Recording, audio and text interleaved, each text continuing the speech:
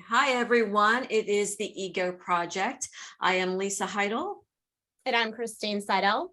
and we are here with Jena Young. Jena Young. Very good. Oh, good job, Jena. Okay. And we are so excited because we are going to be talking about the ego and leadership today. And Jena is just a font of information and insight about leadership and the ego work that she has done and is inspiring other people to do. So I'm going to go ahead and read your bio, Jena, let people get to know who you are. Jena Young is a restaurateur and inn owner in Bar Harbor, Maine. She has found her niche as an authentic leader by focusing on her inner development and healing. Her philosophy sees everyone as a leader, regardless of their roles in life, because everyone has influence in their own lives. She is passionate about leadership development and assisting others to look inward in order to lead outward. She began her business career as an ill-equipped leader who had to learn the hard way. She enjoys taking the opportunity to help others find an easier path. Her businesses include Thrive Juice Bar and Kitchen, Side Street Cafe, and Yellow House Inn. Okay, Jena. Oh, that's a great bio. Anything you want to add to that? Well, I have a lot of different roles in life. I'm a mom. I really focused, on the professional piece there, but touching on how we are all leaders and I play a leadership role at home. Sometimes when I'm planning a group vacation, I play a leader planning a dinner. It's people have this idea about leadership that it's this big ominous word in the corporate world, and it's really something that we all carry a piece of that with us. And so I really like to be clear on that when I'm talking to people, because it's very quick. People are very quick to say, well, I'm not a leader. It's just like an artist. Like, well, I'm not an artist. I'm not artistic. And we all have a little bit of that in us. And to be able to harness that and show up as our best selves really gets me excited. Oh, that's so good. I so agree. Yeah, with that. Because once again, I'm the CEO of my life. Yeah. Right. And if you are able to take that bird's eye view, you can see areas that need improvement. You can see areas that you're doing well in all aspects of your life. So thank you for sharing that. Do you agree with that, Christine? Absolutely. I love that. Just kind of add on there. And I think that in so many different facets of our life, whether it's personal or professional, leadership is going to be a space that we move on a spectrum, and some of us maybe feel a little bit more comfortable in activating and initiating leadership, and some of us may feel more comfortable when we are invited into leadership. But I think it's really important that we are cognizant of we all encompass the qualities that are required for leading others. So I think that's a really cool way to kind of shape today's conversation. Oh, that's so good. We're going to go ahead and jump into some questions, Jena. I'm so curious about your journey with this. I've watched a lot of your Instagram post, which is, by the way, Jena Young 2.0. Check her out and follow her. Such good information in such a short amount of time. Right. And which I'm like, oh, concise and to the point. I'm learning from you. So I'm so curious about what was the catalyst for your ego healing journey? Wow. I started businesses long before I actually knew what I was doing. I underestimated the challenge, and I think that's for the best. I think that I was meant to take this journey, and had I really not had that little bit of like naivety about it, I probably wouldn't have taken the leap, and I'm glad that I did in hindsight. But I jumped in and had a very unhealed ego, very focused on my fears, on stress. And starting businesses achieved a lot for me because I grew up feeling very overwhelmed. And that was my, it's uncomfortable, but that was my comfort zone. Was feeling overwhelmed. And when you start a business and maybe two businesses and maybe three businesses, it keeps you in a perpetual state of overwhelm. And at some point you can only do that for so long before things start to break. And so we had something happen at work that was it felt so heavy to me that I really had to stop and take a look inward and say, I can't keep doing this way. Where am I playing a role? Because I cannot control what all of these other people are doing, but there's a pattern that keeps repeating itself in my life. And I have to start to wonder where I'm continuing that pattern, because it's not just everyone else doing it to me. And so at that point, I started to do some real basic personal work. And that was like reading Louise Hayes and reading Gabby Bernstein, and really like not even professional books, just diving deep on a personal level. What is not working in my life and how do I shift that? Because I had my professional life that I was struggling with, but it was connected to my personal life. So I started with the personal, and I really dove in, and I started to understand, what thoughts do I keep having that are creating this reality for me? What actions do I keep taking that keep drawing the same kind of people in, and so on. And as I did that personal work, I started looking around and realizing my whole professional landscape was changing with it. And that was a bonus that I desperately needed. But I was so focused on just surviving as a human that I didn't even know it was going to shift everything else professionally. So I started to get really interested in that. Like, oh, you really do have to look inward in order to lead outward. Because if you're not leading yourself well, it's impossible to lead other people well. And as that shift happened, I started to love my job. I loved leading other people. I loved serving other people. I loved showing up as the best version of myself. And so it was such a journey that I did not intend. I really just was trying to survive a personal rock bottom and stop with the addiction to overwhelm that I had created. And then from there, I started to be like, wow, my whole professional world is actually healing along with me. Oh, that's so good. Oh, thank you for sharing that. And that's so true, right? Like we have to go inward first, and then we see the ripple effect outward. Christine, can you talk a little bit about that from a therapeutic view position?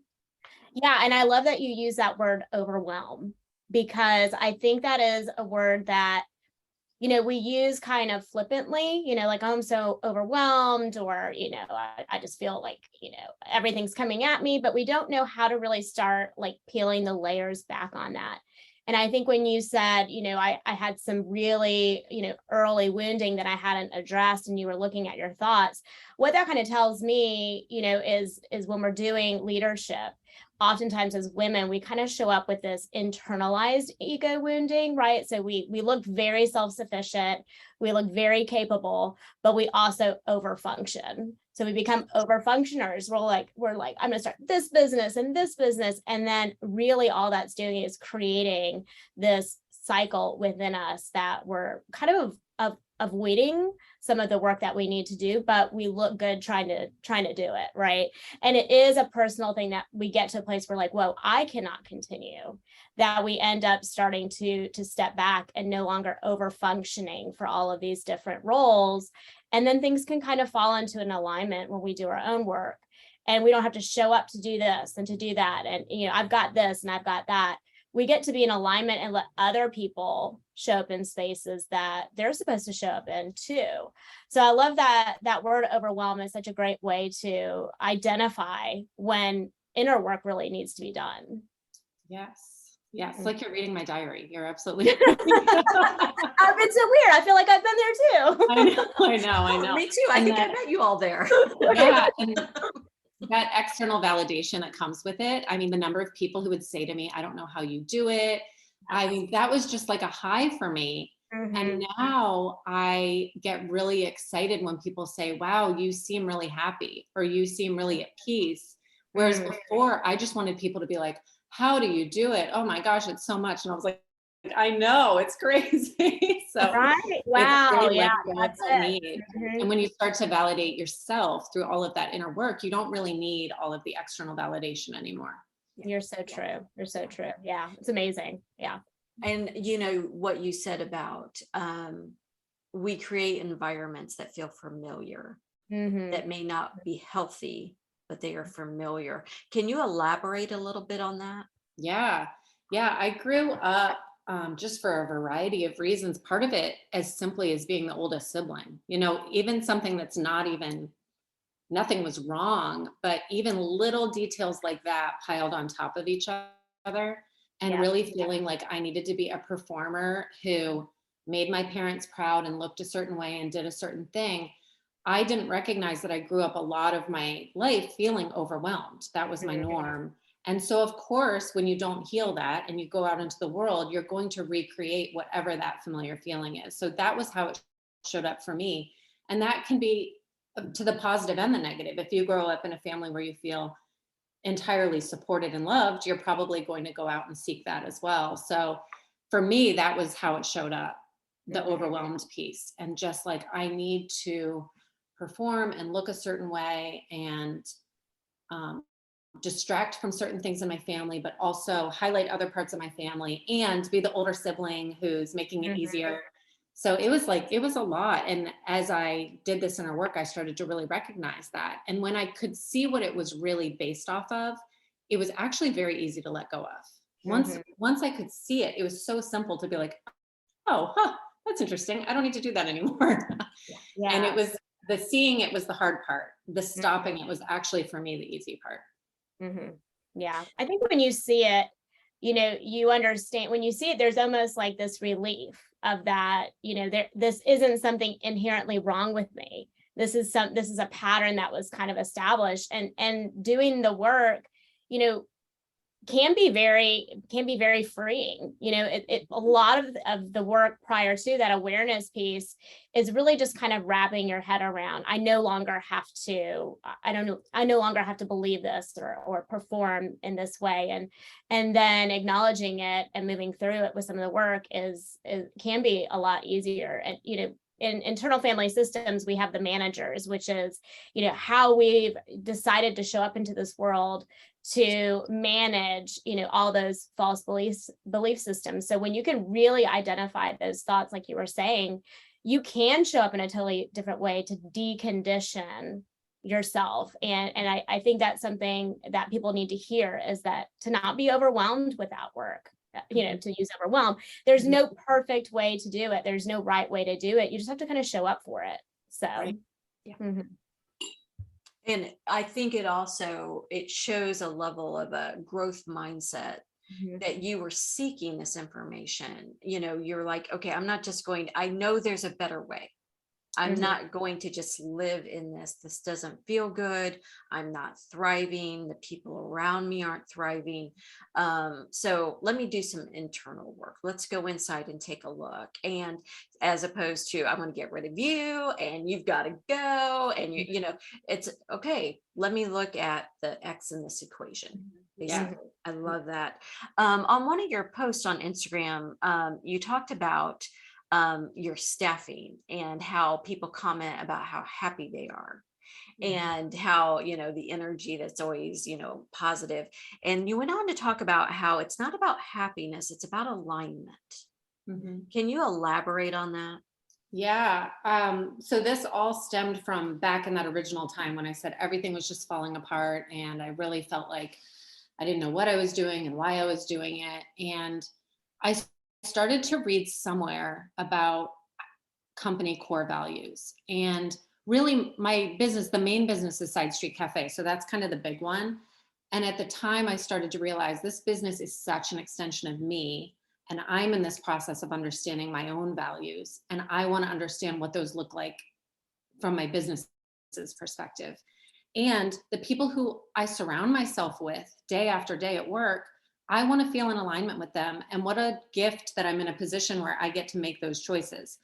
At the time, I was doing all the hiring. So if I got very clear on the type of person that I wanted to surround myself with and have in my business, it made hiring so much easier. It was so easy for me to spot, for the most part. It's not like it's perfect, but you have just a better groundwork that you're coming from, where you're like, no, these are the things that matter. These are my non-negotiables, or these values. And you can really ask them interview questions around those values and allowing those values to drive the types of questions. And you can very quickly see if this is someone who's in alignment, because their energy will like perk up when they talk about intentions, or when they talk about, change. One of our values is embracing change to grow, partly because our physical building is constantly changing. My husband's a builder, and the people who didn't work out great with us, they did not enjoy change, Yeah. and they didn't really seek growth. So when I find people who are like, change is exciting, I love to grow, I'm like, oh, good, you're going to fit great here because we're constantly growing and changing. Yeah. So that has been a long, I'd say we've probably had our values in place for about 5 years, and I'm about ready to tweak them a little bit because we're changing and growing, and Mhm. we're going to refine them a little bit. But that has been such a gift for the people, for all of us as a team, to know this is where we are. And we've made mistakes. We've had people in the building maybe for too long who weren't in alignment. And then in hindsight, we're like, oh, it was Yeah. so obvious in hindsight, but in the moment we didn't see it, and kind of giving ourselves grace in that. Mm. Yeah. That's so great, because so often with hiring, we have a position or a role that needs to be filled, and then we just, insert person here, right? Yeah. And it's Yeah. like, no, that's you are creating an energetic, embodied space, with all the different people that you bring in. And so when your focus shifts from, that more, corporate managerial to the people, Mm-hmm. I think, once again, those soft skills that Christine and I talk about that are Mhm. so kind of, like, soft skills, and no, those are valuable. And Yeah. that's what you're using those softer skills to create a strong business. Mhm. And I love that. Mhm. Yeah, thank you. And I really feel, just through conversations with staff, they enjoy working for a place that feels in alignment to them.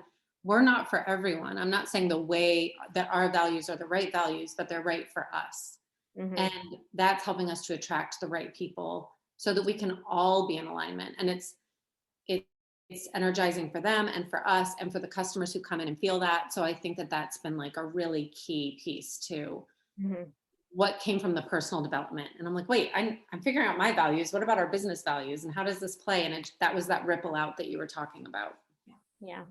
Well, and I think that was really wise of you to differentiate between happy and alignment, because I think when we say happy, we're really just focusing on like one vibration, and there's this expectation that we have to stay there. But alignment really is about being able to move through, vibrations, and it not take you down, and it not also set you up to feel like I have to feel like this all the time, or everybody else is going to be disappointed.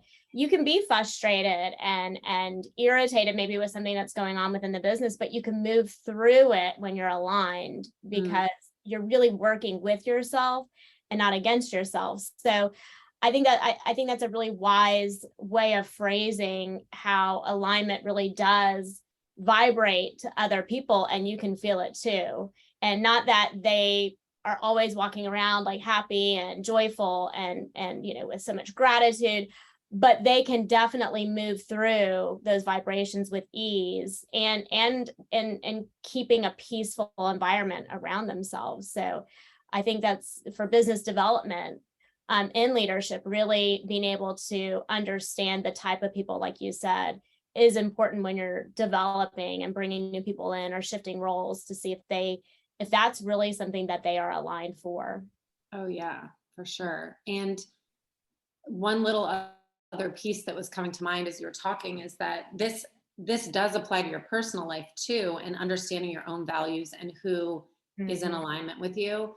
So where I took that and applied it to business, you can take that and apply it to your friendships or how you operate with your children. There's so many ways to lead your own life using that same concept, whether it's inside or outside of business. 100%. Yeah. And I think it goes almost counterintuitive to what we've been taught, where, friendships, if someone's in your life and you're struggling, well, you try harder, you work harder, you try to fix it, especially if you're an internalizer, right? Like, I'm going to fix this, right? Well, maybe that person shouldn't be in your life. Maybe, they're taking up valuable space for someone that's going to vibrate at a higher level with you. And I think so often, we get stuck in these the rules that we're supposed to live by, Yeah. right? And so I love that it's being so discerning about who you allow in your energetic field. Mhm. Yeah, Mhm. it's great. Yeah.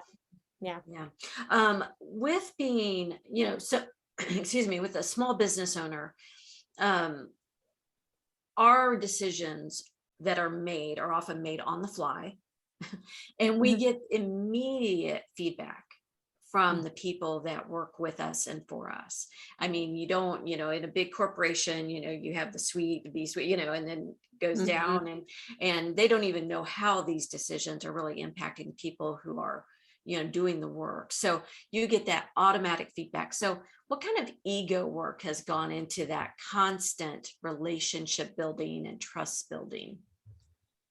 Yeah, well, the more that I learn to understand my own ego and see it clearly, not really with judgment, just like, okay, I see you, ego, Mhm. you're there. Mhm. The more I can identify it easily when I'm working with other people or talking with other people. And it's very apparent to me when it's their ego that's reacting. And that's okay because that's always going to happen. And there are moments where I show up with my ego. Yeah. There's nothing wrong with that. But being able to see it allows me to not be as reactive, and Mhm. I can help to bring the conversation back to a place where it's not out of fear. Like, Yeah. that's my main thing. Am I operating out of my ego? The main way I can tell is, am I operating out of fear? And if I am, Mhm. then I need to redirect. So when I see other people reacting out of fear, I don't get reactive to them because I'll think, oh, they're just in a place of fear. That's totally understandable. Mhm. If roles were reversed, maybe I would be too.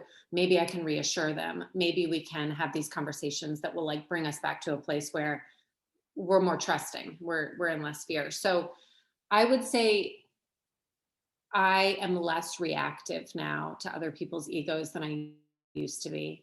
When I would Mhm. see other people in a place of fear, I would get afraid and then we'd be doing this whole push and Yeah. pull. And now it's kind of like I can manage my own energy and I can understand it's my job to manage myself, really, and Mhm. how I'm showing up to a situation. And almost always, the energy that I'm giving out is going to come back to me. So if I'm managing my own ego and my own energy, there's a good chance I'll get that back. And if I don't, I can almost always solve it with clear conversation. And just Mhm. like kind conversation can almost always solve anything.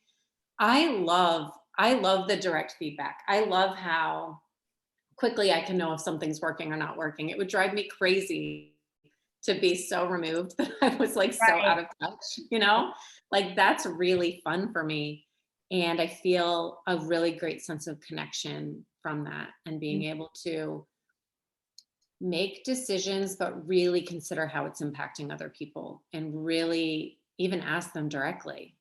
Mhm. I, my ego is so in such a healthy place now that I have no shame in going to an employee and saying, I'm kind of torn about what to do. We've Mhm. got these, I respect your opinion. And it's not that I'm going to do what they say, but Right. I have no fear in going to them and saying, I'm kind of torn. What do you think? Let's talk about it. And that builds a stronger relationship for us too. Yeah. And I think leadership in general, like when you've done that ego and are continuing to do that ego work, because we're never finished with it. Never. But yeah, I mean, you can sit and be present with people if it's conflict or if it's concern or if it's fear, like you're saying, that is, I think, the beauty of doing this work and being in leadership positions at different times is being able to be present and respond to their concerns rather than escalate out of your own fear and your own anxieties surrounding your thoughts and ideas. So there is a different energy in leadership, and I think with the people that you lead, when you can be present with them in that space. And that's the difference between a wounded ego that does more fear-based reactions and a healing ego that can be present and available and still solution focused in leadership. So I think that's what you're communicating is that response versus react, Yes. Yeah. energy. Mhm. Yep. You Yeah. sum it up so well. And also just the more I am able, or the more any leader is able to show up really proud of who they are and not trying to cover their tracks or feel, like be Mhm. over here putting on different masks. There's Mm, so mhm. much more energy available to problem solve and Yes. to stay open. And because I don't do everything right, and I never would ever claim that I did. So if I show up to a conversation and someone's telling me that they were hurt by something I did or they wish I'd done it differently, I'm open to that. And I'm Right. very like, oh, wow, I hadn't thought of it that way. It's Mm, not this energy of, well, I'm your boss and you better respect me. And mhm. that is fear based. That's It fear based that you're losing power. And the mhm. more real I can be with someone, the more connected we are. And then the more effective whatever solution will be. Absolutely. Yeah, absolutely. You mentioned in one of your posts that you have two questions that you ask. Mhm. And I was like, this is brilliant because you can do this in, once again, everything in your life. And the two questions are, what is going well and Mhm. what needs our attention, what needs worked on. And can you elaborate on that? I think that's so brilliant. Yeah, I'm trying to remember. So is that when I was talking about I mean, I of course I'm like, yes, those are two brilliant questions. I don't remember exactly. You are brilliant. I'm like, I do need to ask those questions. You're like, But yeah, I mean, in any situation for sure that you can break down something that feels really daunting and huge and just break it right down to, okay, what is going well and what needs our attention. And I love those little hacks that will take something that feels giant and scary and hard and just break it right down. And all, if it's involving other people, really get on the same page. What's going well, because when you're looking at what's going well, it's raising your energy, it's raising your esteem. You're really feeling like, okay, it's not all doom and gloom, Yeah. and not what's going wrong, but what needs our attention. Because I will tell you, and my husband and I say this all the time, anything we pay attention to in our business improves. And there's something that constantly needs our attention. Mhm. But whatever it is, if we as a group say this is what needs our attention, it will absolutely improve. And so that really is our way of taking these big things that feel unmanageable and just making them manageable. Mm. That's like the gist of how I try to share what I've learned, because I took the long way. I like read Mhm. every book and listened to every podcast and did all these different programs, and I'm so grateful for them. But I also am like, can we just simplify this? Yes. Can we just Yes. make it simpler? Mhm. Mhm. And I think a lot of solutions do require, and moving out of that energy of overwhelm, right? Mhm. And allowing ourselves to just simplify. And, Yeah. and simplification actually feels really in alignment with most types. We can just simplify things and just kind of micro, move through things. That sense of overwhelm tends to dissipate just in that one step of simplifying. So that's a great advice for anybody who is either looking to get started or in the midst of an overwhelming season. Yes. That what works, what's working, what is not working is a great action exercise to start looking at where do we just need to focus right now. Yeah, it's often not as big as it feels in your head when you really put it down, either in paper or when you verbalize it. It's like, it's actually something very small that's not working right now. And when we pay attention to it, it can be improved. Maybe not completely fixed, but when we pay attention to it, it will improve.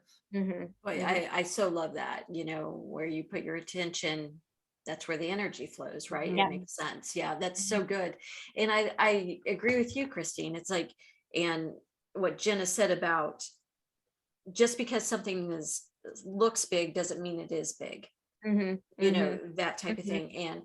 And I think a lot of people don't start, whether it's personal work or going down a new path, because it seems so large, it seems Mm-hmm. overwhelming. There's that overwhelming word, right? Absolutely.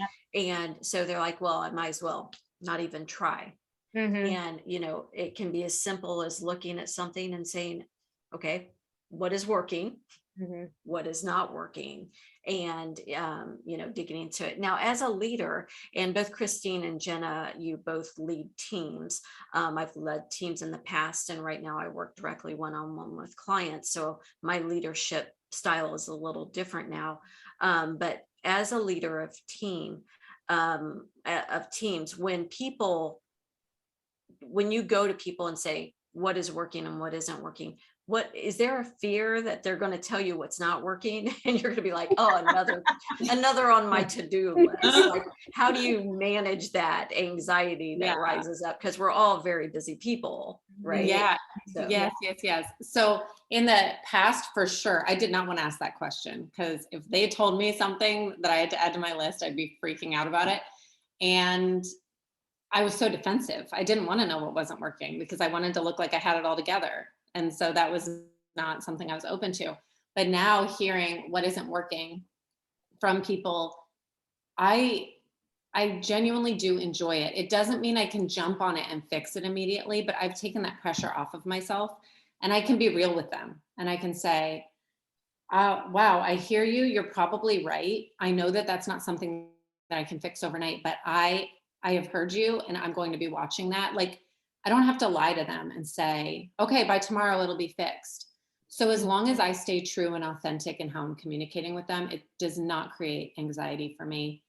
No one likes to hear where you're quote unquote failing, but I really do try to reframe it as areas to improve, not the areas I'm failing, but areas to improve. And little changes in my language like that can make such a difference in how I perceive whatever they're saying. A big part of it for me is their intention behind saying it, because if they're sharing that with me because they are intending to help and grow and make what's happening better, then how could I possibly be upset about that? If they're sharing it from a place of like spitefulness, and you can tell if that energy, that is pretty off-putting for me. I'm not going to lie. I'm very quickly to be like, meh, that's not what I'm looking for. But if their intention is pure and my intention is pure, then that conversation is amazing, regardless of what the topic is. Yeah. What about you, Christine? Do you find that as well?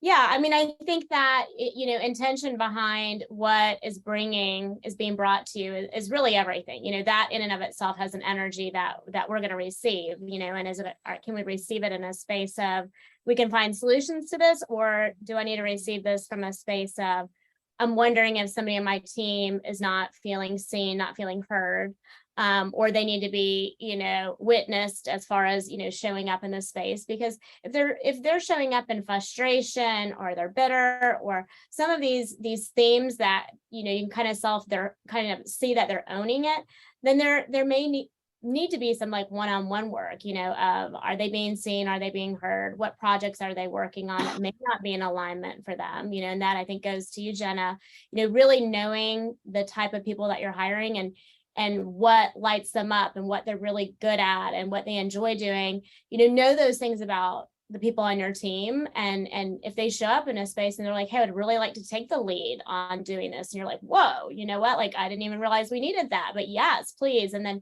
highlighting and sharing that with others, when there are concerns, it's easier to receive those concerns when you are also, being in an energy of supporting and highlighting, because as a leader, and especially through growth, it can feel like all that comes at you are concerns, and you can, even in your best self-work, show up in reactions, right? Because you're like, not even towards that person, but just because you feel overwhelmed again. So I think intention behind what is being brought to you is so important to sit with that for a second and be like, is this something that we need to highlight and start finding solutions, or is this something that we need to be working with the team member with? And those are two very different things to do as a business owner, so to speak. Yeah. Okay. Do you, Jena, do you find that you were talking about how, you were struggling in your personal life, and then you saw, with yourself, and then you saw the impact on the business. Do you see the positive impact on the business impacting your personal life? Like, do you see the flip side of that now? They are so connected. It really is an extension of me. It's a huge part of my life. So when there's very little division. Now I see there's very little division between them.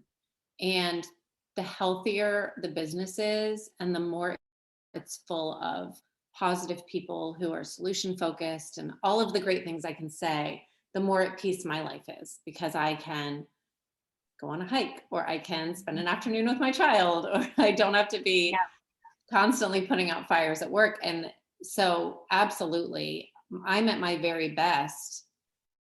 I mean, I don't know if this is, yeah, I'm at my best when my business is at its best. And my business is at its best when I'm at my best. So there is no division. There's like a very thin line of division right there. But that's a good question. And it's very true. Would you share any advice you have for leaders out there who are maybe struggling or wanting to become leaders, people who are wanting to step into that role? Yeah, I would say there's so many good resources like podcasts and books, and there's a lot of that out there. And for sure, that was a part of what my work was just educating myself and trying to have conversations like this with people who knew more than I did, so I could piece together what was going wrong. But at the crux of it, it was, like I said, really looking at the patterns that kept happening and then getting curious about it and not afraid of it, but like, why do I keep thinking that? Two big thoughts, like the big ego thoughts that came up for me and continue to, and maybe will for the rest of my life, is the idea that I'm too serious. That's something I was told a lot, and that, or I felt a lot, and that my voice wasn't really valuable. And those are things that weren't necessarily said to me, but things happened throughout my life. So as a result, I had a hard time standing in my power as a leader because I didn't want to look too serious. Or I wouldn't use my voice because I felt like, well, nobody wants to hear me anyway. I didn't realize I was doing that. Of course, it was all subconscious. But when I started to really look at the patterns that kept happening, what is the similarity between this employee that made me feel that way and that employee that made me feel that way? And start to really look at the patterns and dig into it, so much was revealed to me. And like we said earlier in the conversation, once you can see something, it is like almost hard to continue doing it. I mean, really, you have a little bit of the old habits, but you start to be like, oh no, wait, I'm just doing that because of this. I don't need to do that anymore. So when you start to look at the patterns, I would say for anyone who's struggling right now, really take it home, like inward home, and do that personal work. If you're in a crisis situation and you need to take action immediately at work, just keep doing the next right thing. Just keep like simply taking the next right step and really look at, here's the landscape, what's the next right thing to do, and just stay focused. It's like in the program, one day at a time, 1 minute at a time, one decision at a time.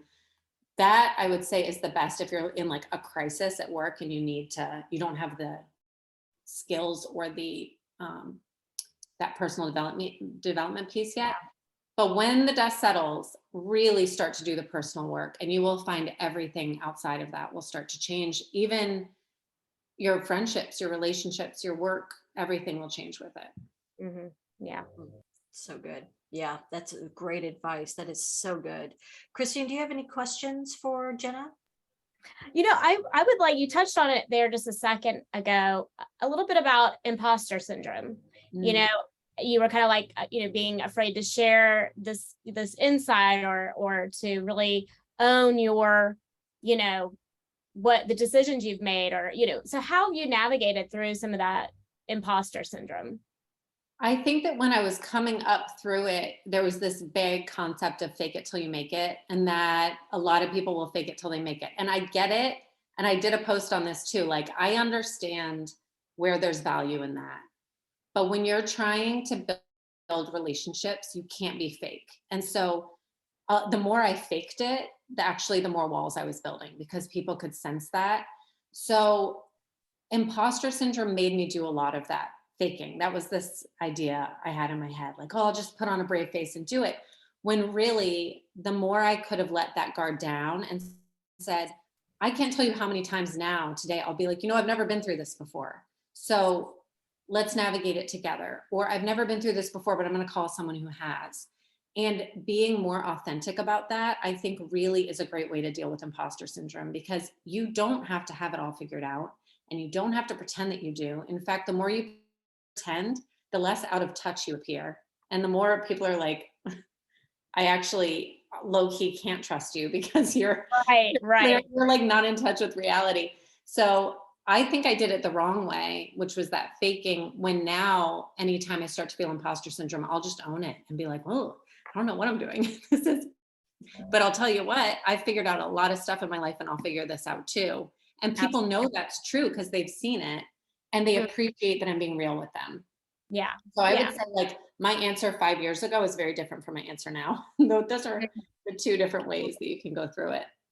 And I think in leadership, there is a shifting of not trying to put out there too much of that fake it till you make it, but lead with authenticity of, yeah, this was really hard for our business, or yeah, we're really proud of that facet of what we've been able to do with that product or concept, but without creating, I guess, some kind of drama behind it, Yeah, that's right. I never really thought about it that way, but I just as I started to get more authentic with myself, like our social media became more transparent. Our everything just had that voice behind it.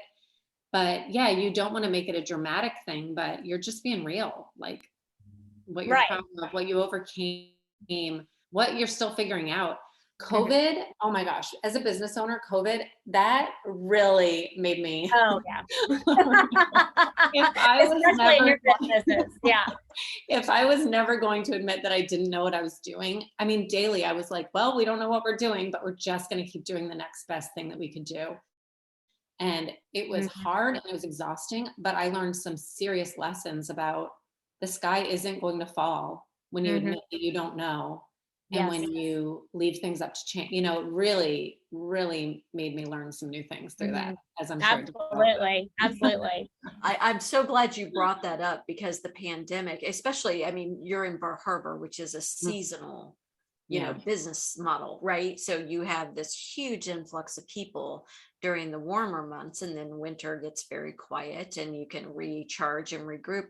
But then your entire business was impacted Oh my by God. that. Yeah. Talk about And, fear. I'm so glad that you brought that up because so many leaders at that point, they just threw their hands up and businesses just folded.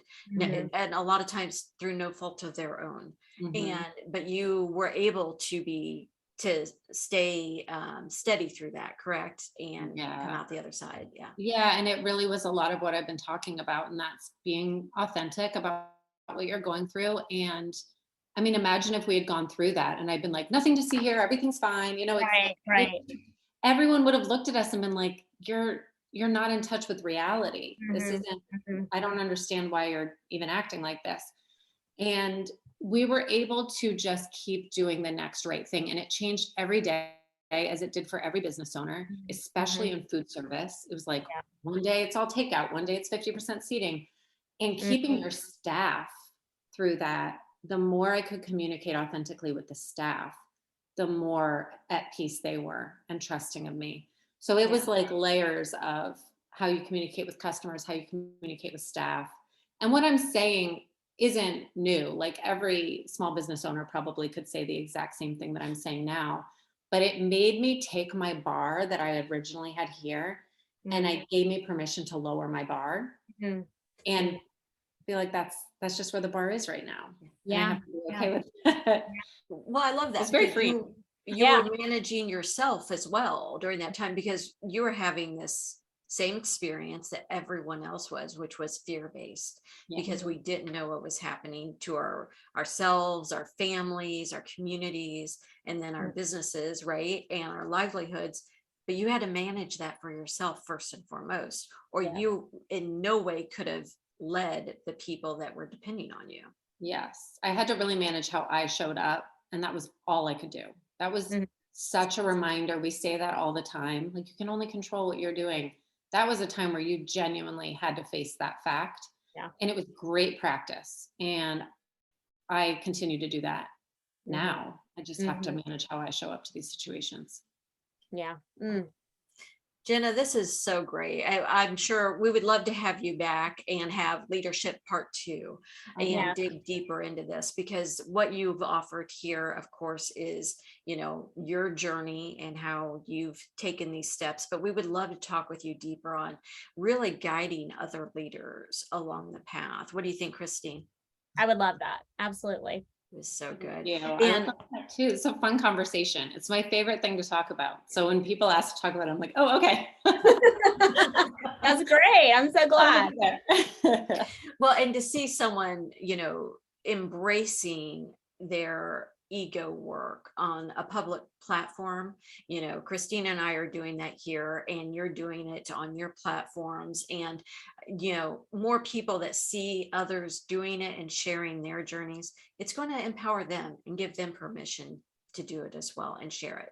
So thank you so much once again. Follow Jena on Instagram. You will not be disappointed. I can guarantee that, at Jena Young 2.0. We'll put it in the description at the bottom here as well. And also we'll share all the links. So if you're going to get to Bar Harbor, Maine anytime soon, check out Jena at Thrive Juice Bar and Kitchen, the Side Street Cafe, and the Yellow House. And I have to say, I spent some time in Bar Harbor and I miss Thrive. I mean, I miss, the cafe as well, but man, I really love Thrive. Oh, thank you so much. Thank you. I still have the glass I carry everywhere I go. So yeah, for Thank my you so smoothies. much. So good. All right. Christine, do you have anything to offer? No, just thank you so much, Jena, for being a part of the conversation and just being, a light in the space for, business owners and leadership and especially women in business. I think, there's a lot of ego work we have to do. I think ego work, it has a connotation that it's, for these high powered CEOs that are men, but we all need to do it. And I think women, we have another layer that we have to navigate through in business. So I appreciate you coming on and just, giving us a little glimpse into your light. Yeah, thank you. Loved it. All right. Thank you so much. All right, everyone. We will see you next time on the Ego Project, and goodbye. Bye. Bye.